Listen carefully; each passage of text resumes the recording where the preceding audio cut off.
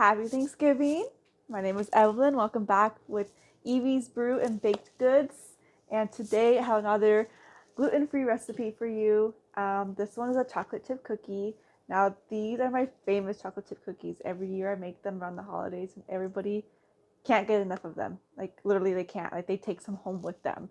So I have a secret ingredient that I put in it and I will show you what that is. The secret ingredient is a banana. It's so good. You must be thinking, is it going to taste like banana? Is it going to give that banana-y smell or texture or taste? It doesn't.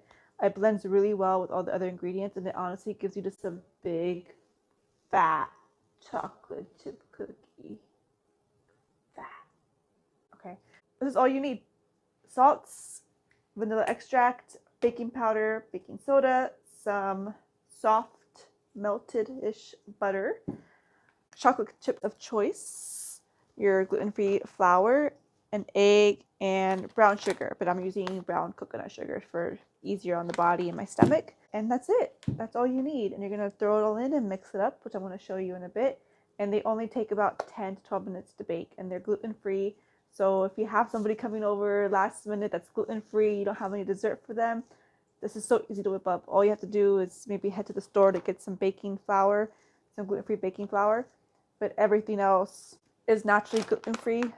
Baking soda, baking powder should all naturally be gluten-free. But if you are worried about cross-contamination, I would recommend buying newer product because you don't want to get anybody sick.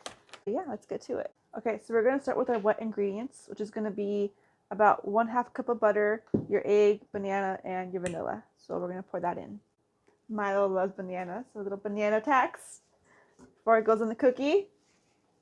So vanilla extract, like I've told you in my other videos, I don't really measure it, but I would say for this ingredient about 1 to 2 teaspoons. And I mean I like vanilla, so I like to add a little extra. And your 1 egg, and then your butter. And you're gonna give this a good mix, and you're gonna add 1/2 cup of your sugar. I recommend brown sugar. I'm doing brown coconut sugar, depending on how you like your sugar. So go ahead and add that in there and let it keep mixing. So then you're gonna add 1.5 cups of your gluten-free baking flour. I love to use Bob's Red Mill's 1-to-1 baking flour. Super easy. So 1.5. I have a little measuring on the side. Perfect. And before you start mixing, we're going to go ahead and add 1/2 teaspoon of baking soda, baking powder, and salt. So like I said, this recipe is really easy and really quick to whip up.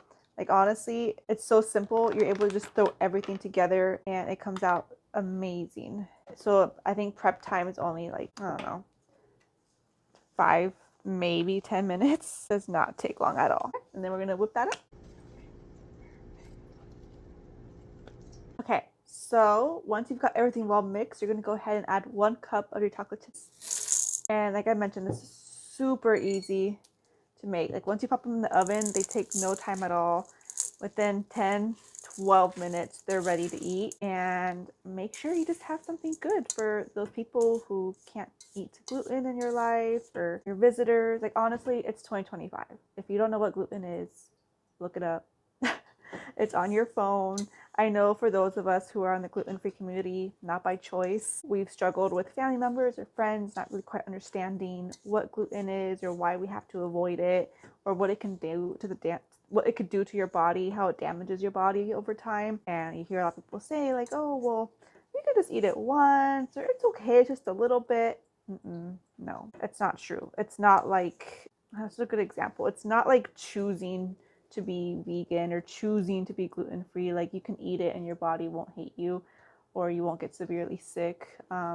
It's like, I guess for terms of people who don't have a gluten problem, it's like, would you choose to constantly be getting food poisoning over and over again, each month, each week, every time you go to a friend's house? Are you going to still want to go to that friend's house and get food poisoning when you know you're going to get food poisoning?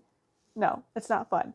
So a lot of times we try to make it easier on ourselves and for you by eating beforehand, bringing snacks, just trying to make it as comfortable and easy as possible. And it gets hard. It's a lot of mental energy, emotional energy, and as much as we would like to eat your food or try it, we can't. It's literally a physical problem, and it's not worth it. It's not worth getting that severely sick each time, no matter how much we love you or enjoy your company. So I feel like it's up to now our friends and family members to really educate yourselves. We're always on our phones anyway. It's really easy to Google it. It's really easy now to find simple and easy recipes, to find ways where you can make your friend or family member comfortable, because that's what it's about during the holidays as well. And I think it goes both ways. So I hope this recipe helps, and I hope I didn't sound too, I don't know, stern about it, but it's true. I have family members, thank goodness. My husband's one of them that's pretty much gone gluten-free with me, and we kind of have a whole dedicated kitchen to being just gluten-free. But yeah, let's get these into round little balls and get them in the oven. Chocolate chip cookies in the making. So I use this just because I don't like to get my hands super dirty, but this is a good little tool to use to, I'm pretty sure it's for ice cream, but it works great for my cookies too. No, it's cupcakes or ice cream. I don't know. But just fill it up, and you're gonna plop it on your lined baking sheet here. Ah, perfect. Does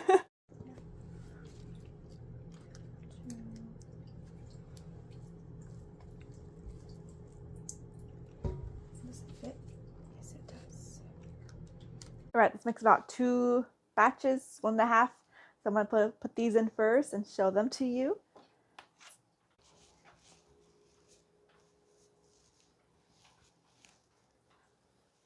So good, Milo. All right, they are ready. About 11 minutes. I'm gonna let them sit on here for another 5 minutes so they can finish cooking. I'm gonna put the next batch in, and we're done. And then we'll do a taste test. So another let's do 12 minutes. Okay. So the second batch is done, and it's given these some time to cool down, so we can go ahead and put them on the rack. But look at that. That is perfect golden brown.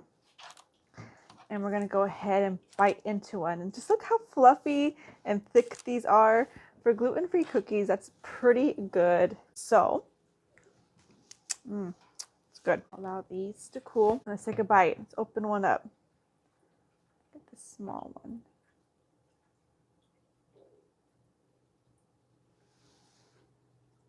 How good is that?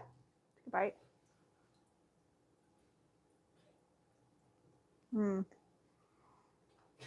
That's good. Not too sweet, chocolatey. You're not getting a lot of like banana either. So good. Look how thick that is. Okay, I'm sorry, but there's a lot of sad gluten-free cookies out there that are barely the thickness of my fingernail. Okay, look at this. It's fluffy. You get a mouthful. So I hope this makes about how many? 2, 4, 6, 8, 10, 12, 14, about 15 cookies. And it takes about 10 minutes to prep, another 12 minutes to bake. Super quick and easy. 30 minutes total, probably less than that, and totally worth it. So make sure you make these banana gluten-free cookies, chocolate chip cookies with banana in it. Thank you. Oh, make sure to follow.